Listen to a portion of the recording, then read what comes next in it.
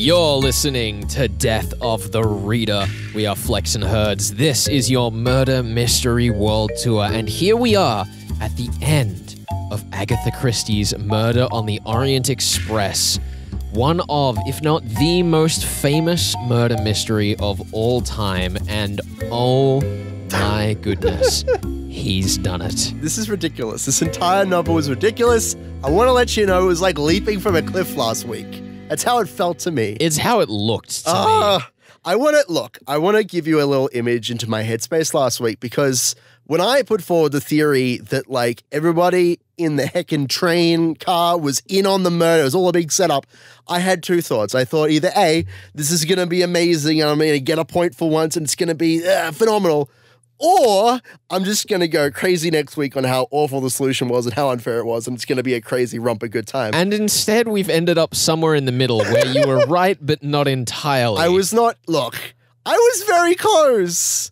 I figured out like the solid trick of it, but I didn't pin down all of the murders exactly because the Countess was asleep. Yes, because she had at her husband's claim been asleep under the influence of a sleeping pill. Rubbish. I call shenanigans on that. So where were the clues? Get out of here, Christy. Here's the thing what that hurts thinking? is I offered you 2 points. I offered you one for if you got the method right and one for if you got all of the motive right, because I thought it was ludicrous. Yes. And I think you achieved half of each. And we don't deal in halves on this show. But 2 halves make one. But Come 2 on. halves make one. Yay. So you can have 1 point for your efforts on this show. I'll take it. Thank you very much. I appreciate it. What a good start to the year for you. You know what? It is. It's a good year, 2020. I can always see it. I could see it going up from here. But I have bad news for you. Oh, no. Sean Britten is coming back on the show today. Oh, no. Your arch nemesis. He's coming to the take year my may points. be about to be ruined. Well, you know what? I've always said that me and Sean, we go way back, okay? Not many people know this, but I've known him for my entire career in radiology. And he has been a thorn in my side for too long. It's time at the beginning of 2020 to show who's boss. Yes, so next week we will be solving the murder of Sean Britten. Let's do it. Getting into this, I want to defend something that I've said, and that's something that people have come at me for. Okay. I said that this might be the greatest murder mystery of all time. I said that, Death on the Nile or the murder of Roger Ackroyd might be up there.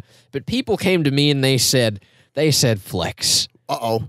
What about And Then There Were None? Ooh, that's a good one. Said by many critics to be the greatest Agatha Christie mystery of all time. And you know what? I agree. Okay. It is. And maybe we can get into that on the show down the line. I'd love to. But I wanted to defend my claim on the grounds that of all of the Agatha Christie stories, if you approach someone on the street and said, what Agatha Christie murder mysteries do you know? I guarantee you this would be the most common answer. Yeah, I'm not really sure why this one is chosen over And Then There Were None. Possibly because of that novel's controversial titling escapades that it went through over the years. Possibly why it's been, bumped into obscurity. But you're right. I think that more people know of the murder on the Orient Express. Well, I think we've also reached the point where we understand why. Because this is the mystery where Poirot lets the murderers off the hook. Right. It's the one that's different. It's the one that sets it apart from all of the others in the story. And Then There Were None does have a special ending that we won't spoil here. Which definitely does set it above many of its peers. But this story is so far and away different from many of the tropes and standards in terms of its mystery that, I can see why it has stood the test of time when it is so clunky as an actual functional piece of literature. I think you're absolutely right. I do think that the way that Poirot approaches the mystery and the way that he ends it by saying, well, there are 2 solutions that could be here, and everyone says, it couldn't possibly be nobody here. That's ridiculous. And then he says, but what if it was? And I think that sets it above And Then There Were None, because there is no detective in that novel at all. Just the reputation of all detectives like Miss Marple and Hercule Poirot. I think that that's what sets this novel above the rest of Agatha Christie's works. Yeah, and I mean, I think the other thing is just from a financial perspective and a capitalist perspective, having the franchise of Poirot has kept this story alive because adaptations of Poirot stories keep coming back to this one, like David Suchet, like Kenneth Branagh, like the others before them. You know, there's this big mythos to tie together, and this is something that I keep telling you. Whenever we have those, you know, those anthology tales, there's like collections of short stories. Like, why is there not something tying these together to make them so much stronger? And that's exactly what we're looking at here. You know, I will say this is, in my opinion, this story is the greatest murder mystery of all time. Wow. It is not purely at the behest of the text, though. It is because of the social context, because of the impact of this story. Sure. I think that we could have cut out certainly large storylines like and this is something that I think is insane. The fact that every single character, like I put forward the theory that, you know, maybe some characters were bought off and some characters were being blackmailed, or like I wasn't sure of what was going on there. Yeah. But it turns out that every single character on the train is tied directly to the kidnapping, to the Armstrong kidnapping. You know, this person's the maid and this person is the limousine driver, the chauffeur, and like it's kind of ridiculous. It is absolutely Mrs. Hubbard is like the family actress. Like it's which I loved, by the way. Mrs. Hubbard's the best character. But like it's ludicrous to think that every single character is directly tied to this event. Yeah.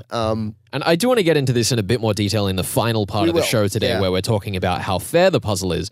But I think the thing that stands out most to me is that all of those scenes interrogating every single character, every single one of them comes back around at the end, but some of them you're like, what the hell was the point of this? Yeah. Like Princess Dragomirov's name having the Russian character for NBH because it's on her handkerchief, and then that means that Eleanor's name was rubbed off her passport because her name's Eleanor. That damn grease spot, I'm done with it.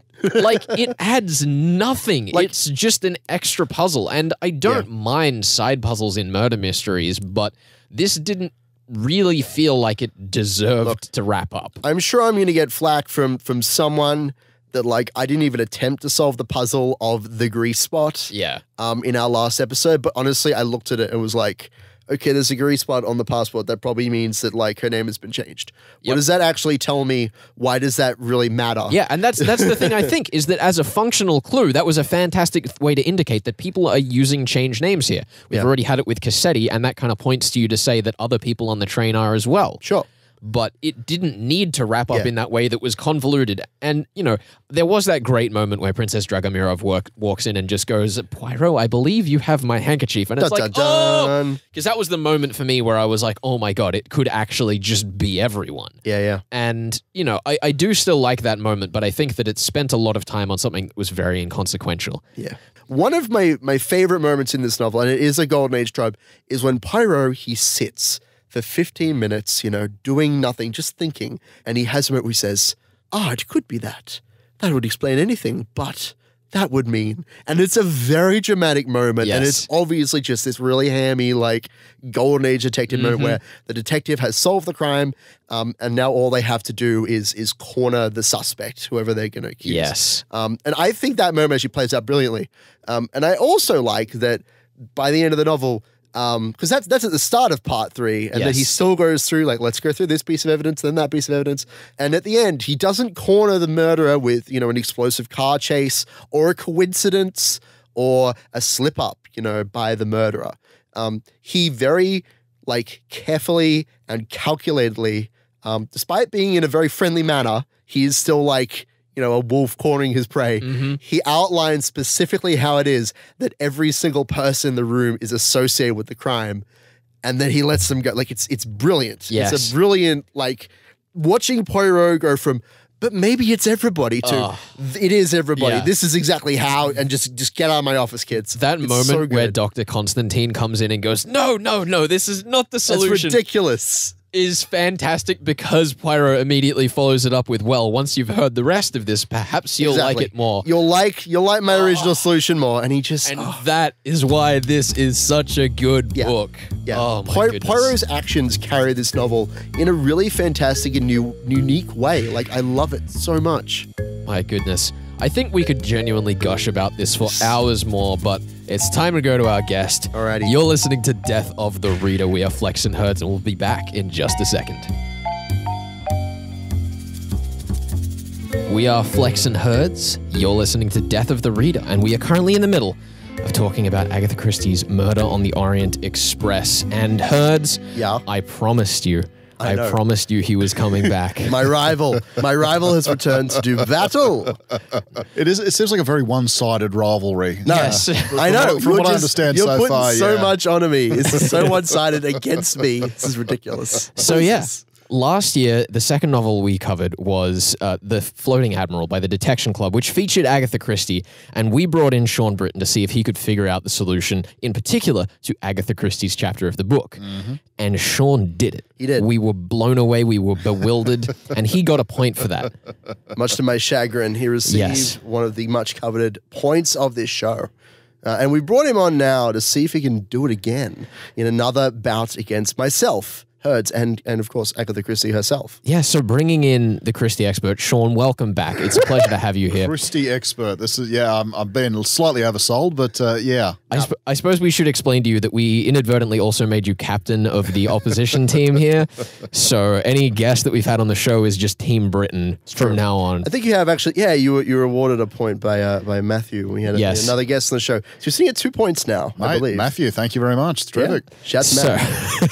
now, Sean, Murder on the Orient Express, obviously one of the most iconic murder mystery stories in history, if not the most iconic. But I wanted to bring you in, Sean, and as someone who is has not quite sunk his teeth as voraciously into the game as we have, how do you see this holding up to the murder mystery experiences you've had? Oh, look, as you say, I'm a very avid reader of a great deal of genres, but not in particular a murder mystery fan, such as it were.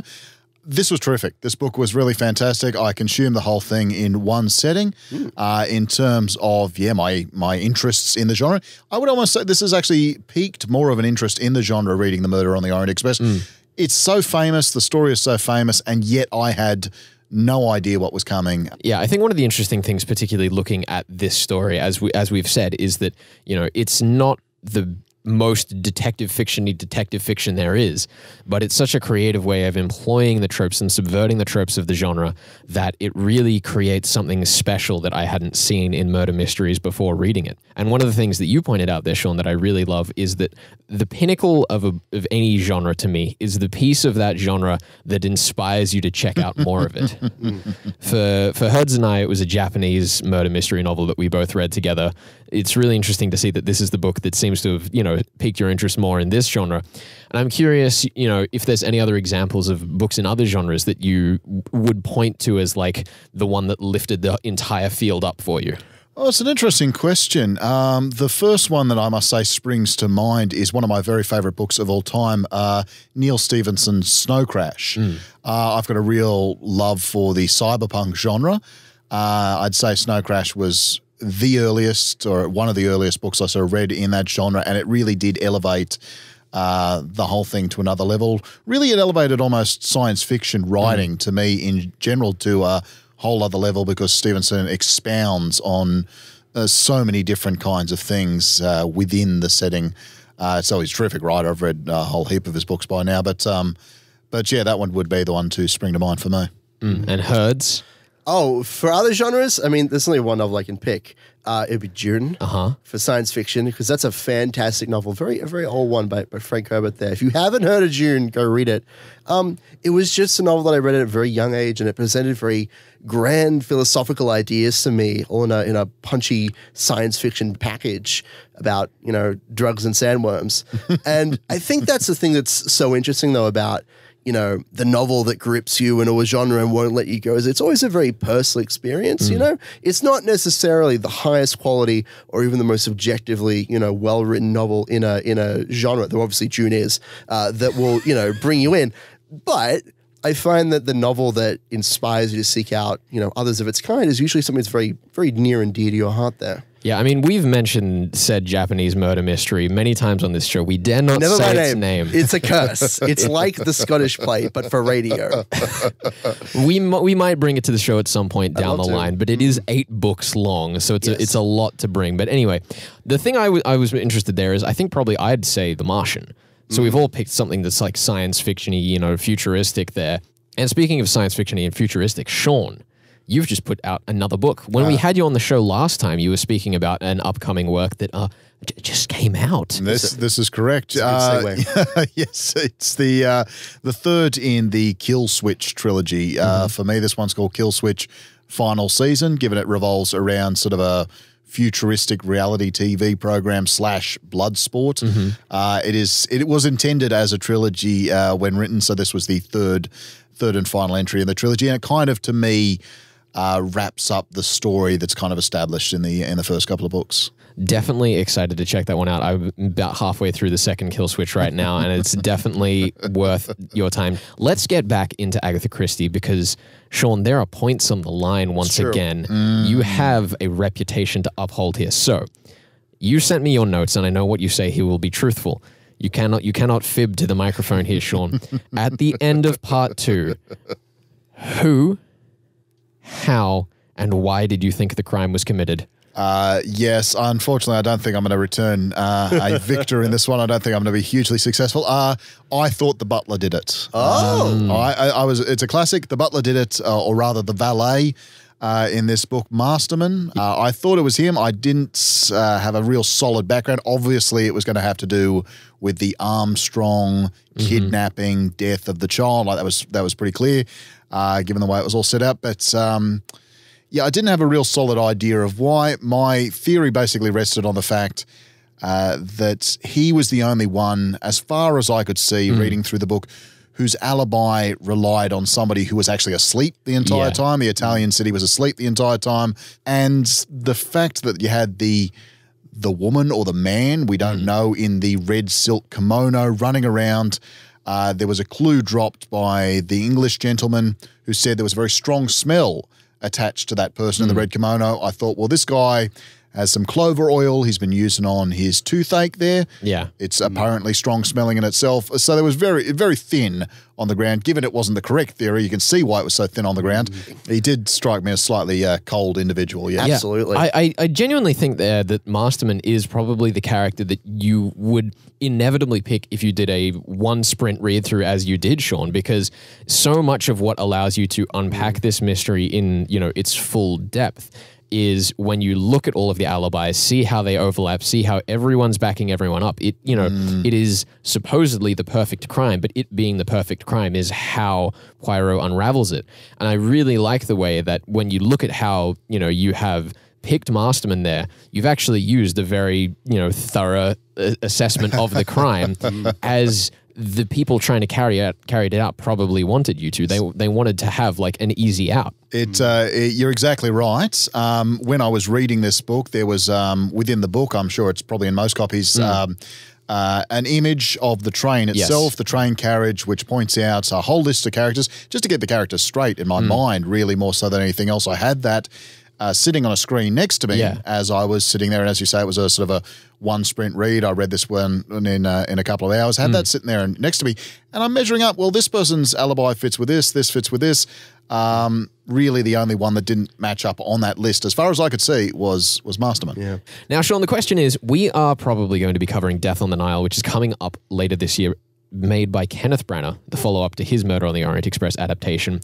Would you be willing, as a redemption arc, Sean, to be the man to solve Death on the Nile for us? I like this. So it's kind of one apiece now. Okay, now I can see the rivalry truly emerging, evolving. You couldn't experience it because you haven't been in the room on the show, but it's becoming, it's rearing its head. We're getting there. I just feel my, the back of my neck burning sort of thing every once in a while as you guys are having to go at me. There's a wall between us. I absolutely, I'd be thrilled to come back on. Again, that's a story I've heard of. I had no idea what the conclusion would be. Yeah, we actually received some messages while we were covering this book saying that I was being cheated out of points here because Hertz has to have known the solution to Murder on the Orient Express, because everyone knows the solution to Murder on the Orient Express. We got two people in the room here who didn't know the solution. I presume, Flex, that you didn't know when you... I didn't know when I first read it either. None of us knew it. Look, I'll argue it. I'm pretty up on tropes and a lot of famous stories. For whatever reason, this was a blind spot for me. Yeah. It's very fascinating how even things that stick out in the genre so much. People, they have that surface level knowledge of, oh yeah, Murder on the Orient Express, that's the famous murder mystery, but no one knows why. And I'm glad that I've educated you both on it. It's been a privilege to do so. We're going to come back and talk a bit more about the solution in depth with Just Herds here in a second. You're listening to Death of the Reader on 2SER. Sean, thank you very much for joining us. Absolute pleasure. Where can people check out Killswitch if they're interested? Good question. It is out on Amazon for purchase. Might be easy to track me down on the likes of Facebook or Twitter. Sean E, the letter E, Britten there, and I've always got links up for the books. Fantastic, and we'll have links on the podcast. This is Death of the Reader, and we'll be back in just a second. You're listening to Death of the Reader, and we have come to the end of Murder on the Orient Express. We are flexing Herds. Herds has solved this novel. More or less. Or at least half. More or less. We've given him one of the 2 points he was offered. I'll take it. And Herds, as we were sitting through the intro music just then, Yep. was preparing to go on a rant about how this novel is rubbish and nonsense, and so much of this is ludicrous and would not stand up to the test of Father Knox nor SS Van Dyne. Sure. And Ben goes, yeah, we should talk about how ridiculously fair this novel was. I didn't say ridiculously. I went, what? I did not Herds? say ridiculously. Herds? Here's the thing. I agree that it is ludicrous and that half of it is superfluous and that none of it makes sense. But I think that it's solvable. And that's like what I'm here to be on for, I'm here to be the guy who's like, I went through this and I figured out that nonsense. So for an Agatha Christie novel, I would expect something as insane as Everybody Did It. By Knox and Van Dyne, maybe not. There was definitely more than one killer for starters. But like, I don't know. I don't think that it was too insane to claim it's unsolvable, for example. Yeah.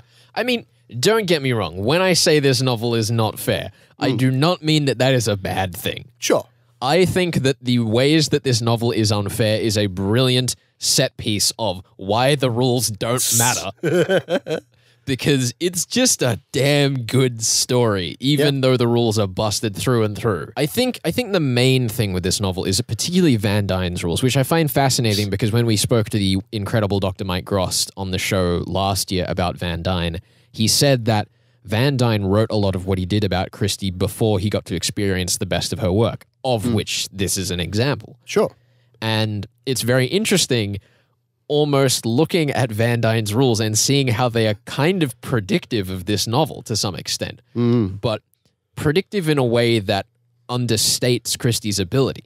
For example, the first rule is the reader must have equal opportunity with the detective for solving the mystery. But if you came in without Poirot, you wouldn't know about the Armstrong case. You wouldn't have all of this context. You wouldn't be able to guess about who was connected to who in this massive web of characters around the Armstrong case. Sure. This is a book that really shows how that works.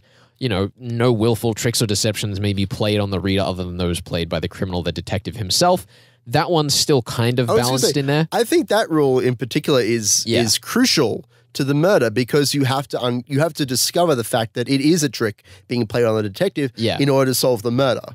I think number 5, the culprit must be determined by logical deductions, is again a loop, though that's kind of redundant to the point that I was making there where Poirot knows more than you. Sure. And, I think that going down this list, servants such as butlers, footmen, like that's just half the cast, right? Yeah. They're all tied in with it, but it's all about that family connection, so it's kind of undermining that rule there.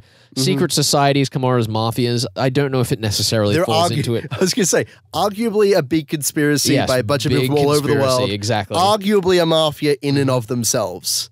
But yeah, as you point out, all of these rules that we're kind of bending and or breaking are part of what gives this book its charm and its value. And I think that the 2 ones I really want to ham on is number 15, which is the one that matters the most. The longest one. The truth of the problem must at all times be apparent. Oof. Basically, if you read the book again, the solution must be staring you in the face. Oof. Now, This is a contentious one because I think if you reread Murder on the Orient Express, you can go, yes, this clue points to this person, this doesn't make sense, all of these don't tie up. But at no point on either of the any of the three read-throughs I did of this book was I reading through going, we are solving the murder of the Armstrong case. Because that's what we're really doing. Yeah. Like, we're told the solution, but we're not told, like, it's kind of a side story until at the end you're like, oh, that was the whole core of the issue, was the murder of Daisy Armstrong. I mean, the clue of the Armstrong case is put pretty front and center towards the end of the first part, but you're right. It's not clear that these characters are all like this jury, effectively, sentencing a criminal. Like, that is not apparent. Yeah. And I think the main thing that I tie this in with here is the 17th rule, which is a professional criminal must never be shouldered with the guilt of a crime. And this doesn't technically break the rule because none of them are professional criminals. But I mean, Cassetti is, and the case I'm making is that the real murder you're trying to solve here is Daisy Armstrong. Right. And this is not a bad thing. This is excellent. This is picking apart and basically making you solve two murder mysteries on top of each other. Sure. One of which breaks some of the rules, another one which breaks just about all of the other rules. And slotting them together on top of each other has created this brilliant inversion of the genre that this is just a good read. You know, for all of the clunkiness, for all of the ways that it is unfair, for all of the things that it does wrong, you get to the end and you're like, that was worth it. Yeah. Yeah, I think that there are a few murder mysteries where the destination justifies the journey. Yeah. I definitely think this is one of them. I'm usually of the mind... I think you put that much more succently than I did, but that was the point I was trying to get to. you were very hammy just then. I appreciated that. Mrs. Hubbard would be very proud. But yeah, like I enjoyed reading this. I thought like it was shorter, I think, than most murder mysteries we do on this show, which I appreciate as well. And that's partly why the clunkiness is kind of okay to get through because it's quite snappy. Yeah. But the rigidness with which it sets itself out is a problem. But of course, that's only there to like reinforce at the end that there's a chapter dedicated to each of the witnesses because they're all involved in the crime. Agatha Christie is, in her own kind of unique way, trying to imprint upon the reader that every single one of these conversations is important for some reason. All of these, I guess, 13 characters all have their part to play in this grand design.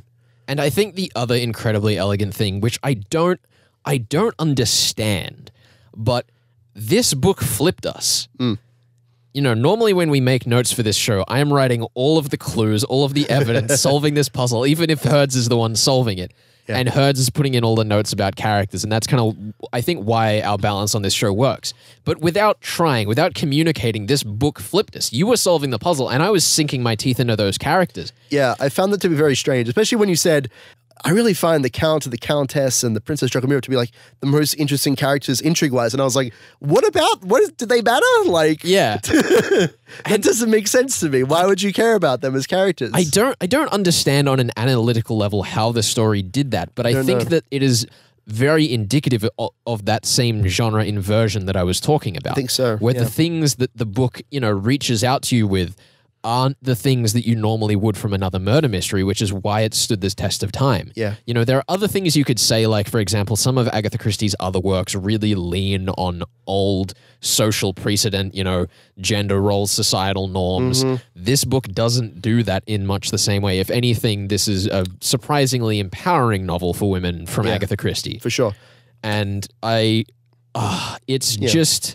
Well, I actually found that to, I will jump on that. I actually found that to be a very interesting point because when I first started reading this, I know, because there is a lot of emphasis put on gender and societal role. All of the characters are kind of classed by being either maids or princesses or men or women or chauffeurs or criminals or whatever. Yeah. But by the end, Christie makes that clear that even though those things are all part of everyone's character, they're all equal in the crime. And you're right, it is empowering, which is a really weird thing to say. About 12 murders. Yeah, but like they are. They're all put on the same pedestal at the very end of the novel. They're all equal together, all equally complicit, equally intelligent. Although it is Mrs. Hubbard, the like old, frail actress lady who gets the moment in the spotlight at the end. Speaking of Agatha Christie Herds. Yes.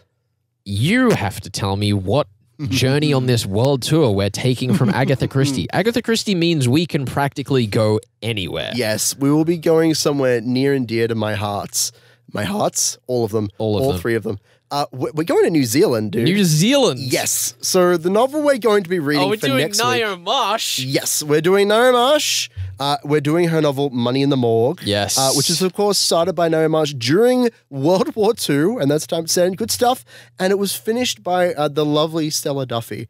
And we'll be reading up to chapter 11, inclusive of the Money in the Morgue novel. And yeah, that's what we're going to be doing next week. I'm so I excited. hope you're ready for some Kiwi murder mystery. I'm a little annoyed you took this one for me. I was going to throw it at you later down the line. Well, you know what? I got in here first. That's what matters. All right, Naomi that. Marsh, one of the 4 queens of crime up there with Absolutely. Agatha Christie. Oh my goodness. Exciting stuff, Herds. Yeah. You're listening to Death of the Reader. That was Murder on the Orient Express. We will see you next week with Money in the Morgue. Oh boy. You're listening to 2SER.